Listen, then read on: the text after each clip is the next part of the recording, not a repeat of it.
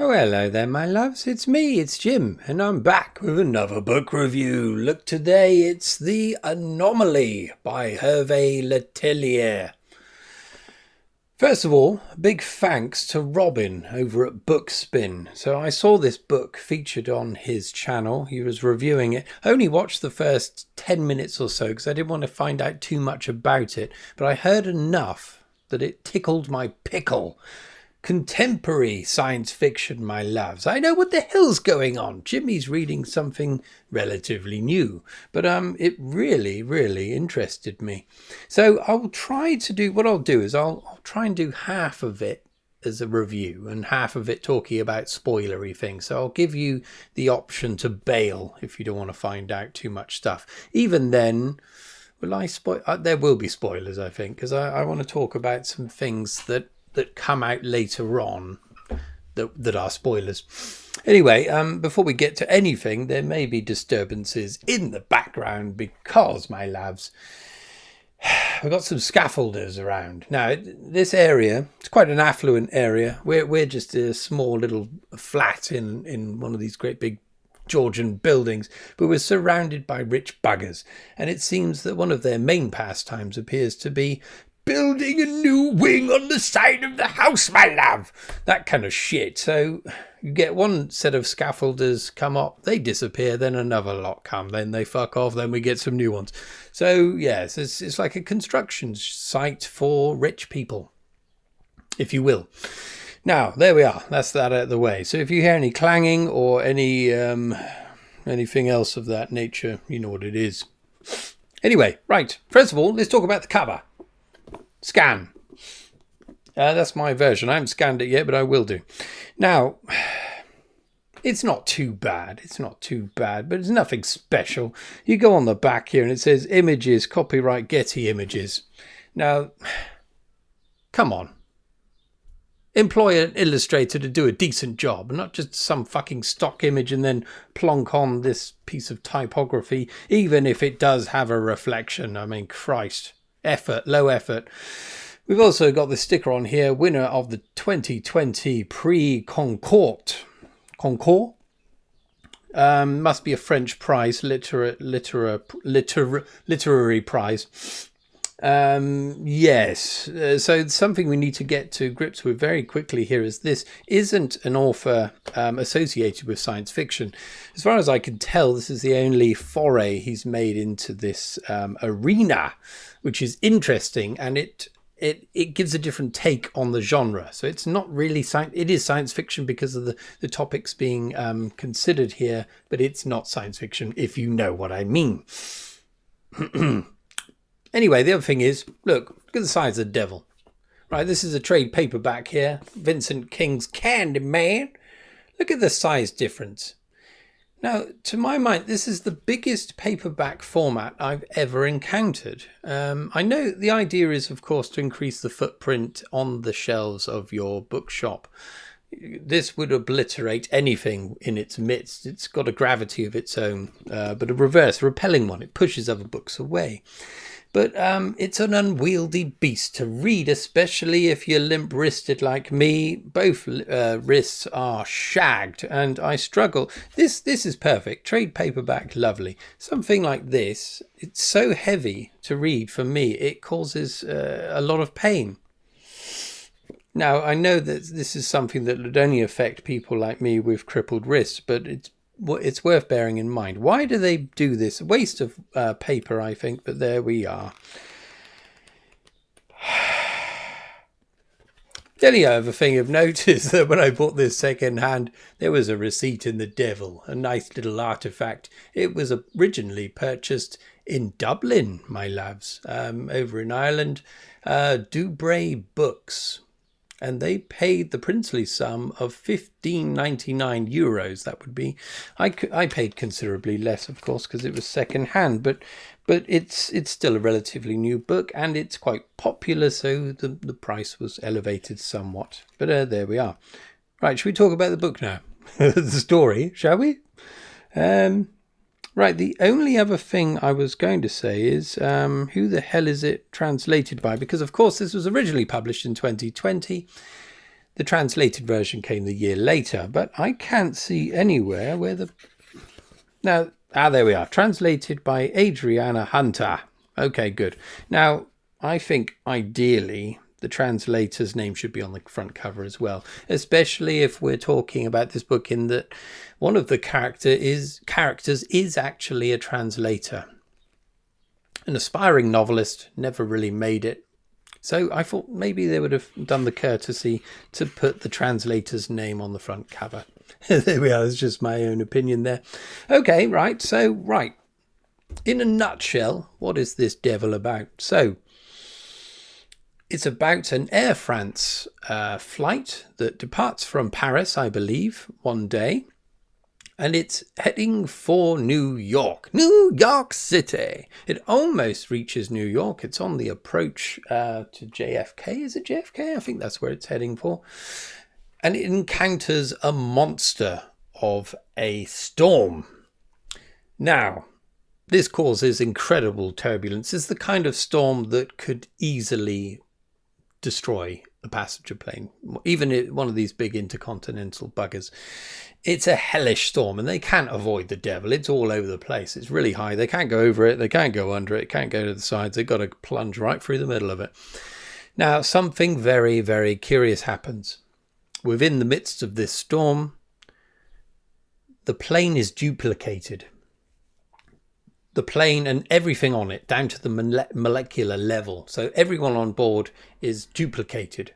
The first plane lands normally. Just prior to this storm, it manages to land safely. 3 months later, its twin lands. So there we are. That's one hell of a premise there. Wonderful stuff. That's the thing that hooked me in on Robin's. So I did make it further than just that description of the book, but there we are. That was enough. And I think there's probably a number of you that are thinking, my God, I want to read that now. So yeah, please do. It's really good. It's really good. Now, as we, it was a difficult read for me in some ways because I hate flying, and it brings back the old dread of it all. And I've got a flight coming up in a couple of months, and I'm absolutely shitting myself. I do have a problem. It's not the fear of death, not the fear of dying. I don't really care about myself. The worst thing for me is the claustrophobia and the lack of control. I'm not in control of the plane, thank God. But because I drive every day for my job, I'm used to being in control, sending things where I want it to be in a safe manner. So yeah, losing that control is hellish. The other thing I don't like is looking around and seeing how nonchalant everyone else is. And my worst nightmare is looking at one of these nonchalant people. Oh, isn't it wonderful? What film shall I watch? And then suddenly seeing their face turn to panic when one of the wings shears off. That's one of my main worries. But yeah, I've had this problem for a while. In fact, the first time I flew to Japan, actually, I managed it okay, but in the weeks following landing, I used to take cold showers because I was preparing myself for a ditch in the sea on the return journey. Yeah, so I have a problem. For me, this is almost a horror book to read. Anyway, right, let's get back to the review. So the way this is structured is that, and this definitely feeds into the fact that this isn't written as science fiction as such. We follow a number of different people at the very beginning. Lots of different passengers that are on board this flight. All of them are from different backgrounds. I won't really go into it too much, who they are and where they're from. The spread of people is slightly unnatural or slightly far-fetched, perhaps. We have a serial killer on board for my loves. That's one thing. We've got this kind of failed writer or aspiring writer who's also a translator. We have some children, a young family of a military background. Lots of different people, lots of different walks of life, but primarily from the middle class kind of area, if you will. So we get to find out a lot about their lives, what makes them tick, etc. And we also get to find out what happens to both sets of people further down the line. So the ones that landed straight away and the ones that landed 3 months after. Now, this This is wonderful. So it really gets to the crux of, I suppose, what it is to be a conscious human, a human that makes decisions that affect their course and the path of their lives. The differences between these two sets of people that are only spaced 3 months apart, and yet their lives are vastly or drastically different. They've already in many ways become different people because of what they've experienced just in those 3 months' time. It's getting to grips with existentialism. That's what it's all about, my loves. And it's done in a very intelligent way. So I think this would potentially be approached in a very different way if it were a genre writer, if it were a science fiction writer. For me, if I were writing it, I wouldn't have tackled it in this way. I wouldn't have been capable, I don't think. I would have been more interested in what happened, why it happened, and the consequences of this happening again. Or we'll get to that later when we get into spoiler territory. But yeah, it was quite a refreshing take on an idea that's normally explored in science fiction. Now, right, it's really well written, or rather, the translation is really nicely written. Who knows what the French version is like? I don't know.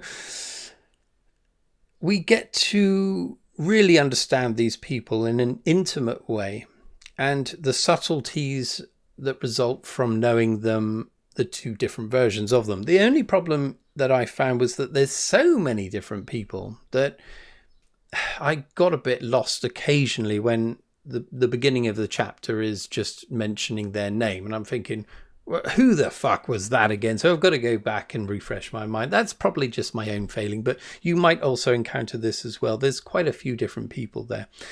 The other thing that's introduced is, so of course, anything that's potentially world-ending or involving some kind of, paranormal shit or world-ending extraterrestrial shit, it always happens in America, my loves. Of course it does. And this French writer cannot help himself but set this mostly in America as well.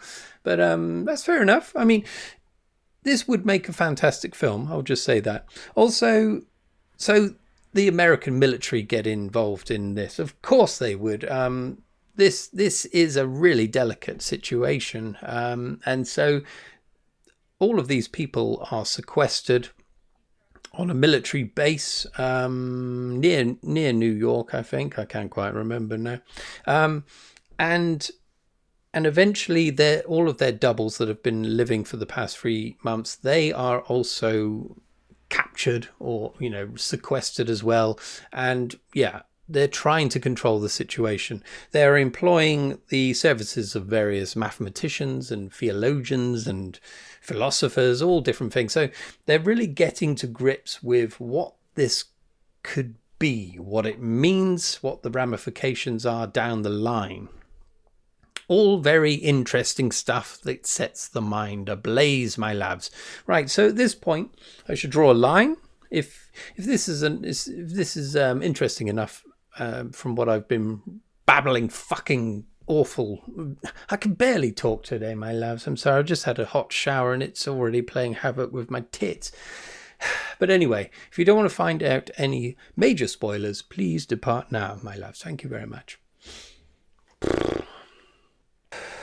One of these characters that I've already alluded to, the translator, the failed novelist, his path is interesting in that after the initial experience of the turbulence, he goes back and writes the novel of his life. He finds massive fame through this book. However, he commits suicide. So the one that survives him, the one that lands 3 months later, it's interesting all of them, but more so with him, to know that his self has since killed himself. And the only fame he's able to achieve is because of this experience and the life he lived following it, just the turbulent side of it.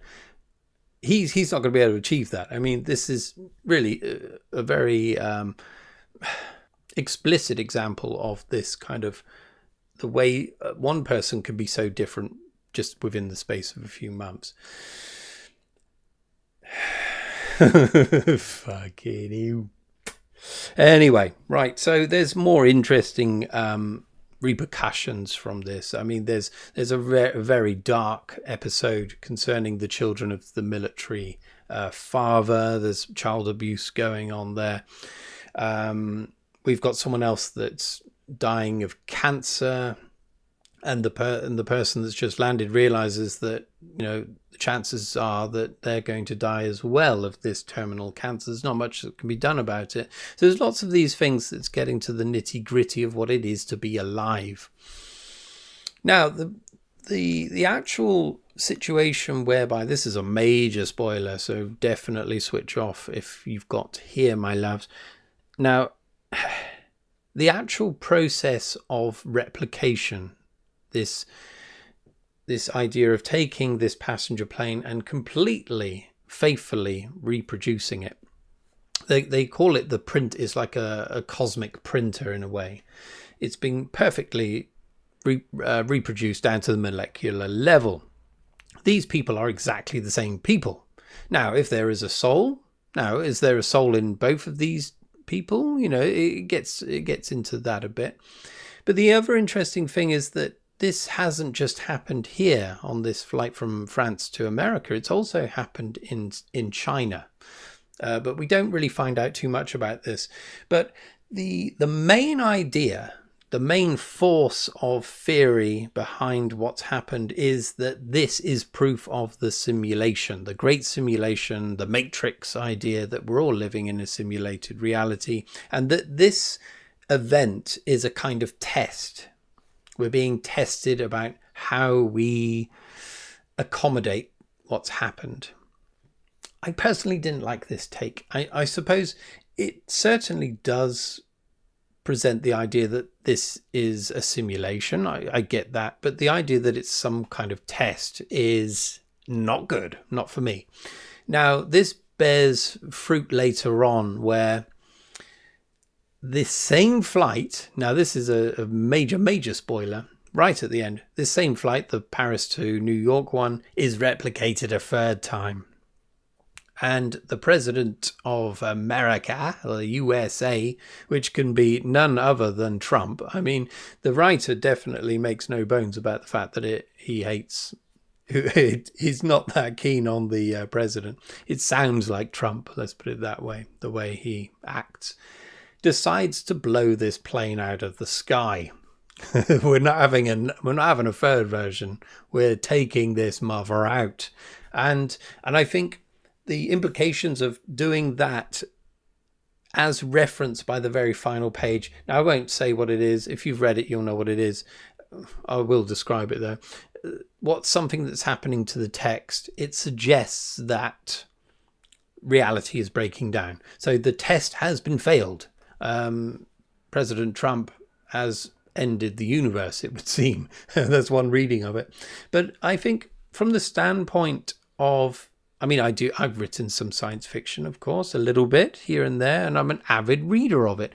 Now, what I would like, or what I would find interesting, is the idea of this replication going on, like, to the nth degree, my loves. Not just a third one materializing, but suddenly a whole fucking stream of these devils. Imagine that, and the world starts filling up with these passenger planes. I mean that's end of days shit, but it doesn't really. But that's the idea that's laid in your head afterwards, if the simulation hasn't broken down, which is what it seems to have happened at the end. But anyway, right. Let's get down to the business of rating this devil. Let's get the devil down. It's a heavy number today. Right. So, yes. Due to the vast number of characters employed here, and the fact that I didn't actually like some of the characters, that's going to reduce it slightly. Yes, I'm going to give it 4 out of 5. But yeah, that's not bad. I mean, I would have given it the full whack were it not for those things I was talking about. And it does seem to, as though it does have a position that I think's limiting. You know, just saying that it's a simulation theory, simulation theory, and this is a test, we failed it, bollocks. I think that's slightly doing a disservice to the whole thing. The most interesting thing is finding out about these people and how they accommodate this change that's happened to them. Now, at some point, of course, no, I'm not going to talk about that. Anyway, there we are. So, yeah, that's my review. Anyway, let's leave it there, my loves. Thank you very much for watching if you have. And I'll be back with another shambolic review in the not too distant future. Cheerio.